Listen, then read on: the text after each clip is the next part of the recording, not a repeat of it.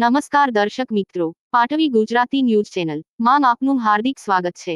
ડભોઈ શહેરમાં ઠેર ઠેર ઉભરાતી ગટરો, ગટરના ગંદા પાણી રોડ પર વહી રહ્યા છે, જેને લઈને મચ્છરોનો ઉપદ્રવ વધી રહ્યો છે।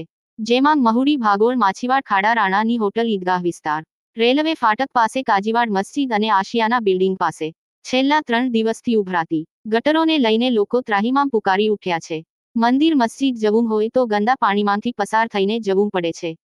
ગંદા પાણીના કારણે મચ્છરોનો ઉપદ્રવ વધી રહ્યો છે। હાલ સમગ્ર ગુજરાતમાં ચાંદીપુરા રોગ વધી રહ્યો છે, તો શું ડભોઈ નગરપાલિકા તંત્ર જાગશે કે પછી કોઈ મોટો રોગચાળો થશે ત્યારે તેઓની આંખ ખુલશે? એક તરફ ડભોઈના ધારાસભ્ય દરભાવતી બનાવવા તરફ જઈ રહ્યા છે, જ્યારે બીજી તરફ ડભોઈ નગરપાલિકાના સત્તાધીશો પ્રજાના પ્રશ્નનો ઉકેલ લાવતા નથી।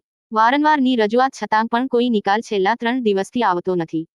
શું ડભોઈ શહેરમાં કોઈ મોટો રોગચાળો ફેલાશે ત્યારે ડભોઈ નગરપાલિકાના સત્તાધીશો જાગશે કે પછીનો પ્રશ્ન પ્રજામાં સેવાઈ રહ્યો છે।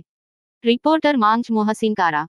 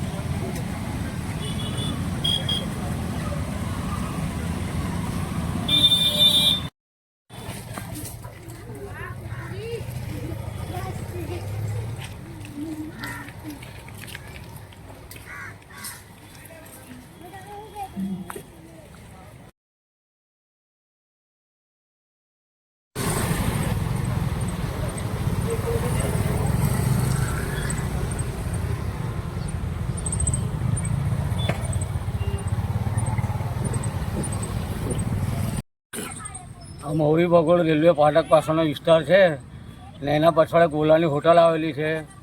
પછવાડે વસેવાલે જીનનો વિસ્તાર છે, ભક્કર સાહેબ દરગાહ તરફ જવાનો રસ્તો છે। બધી જગ્યા પર ગટરો ઉભરાય છે અને પાણી ભરાઈ ગયું છે। તેથી અમારે સુધરાઈને અપીલ છે કે જલ્દી થી એનું નિરાકરણ લાવે, એ અમારી માંગ છે।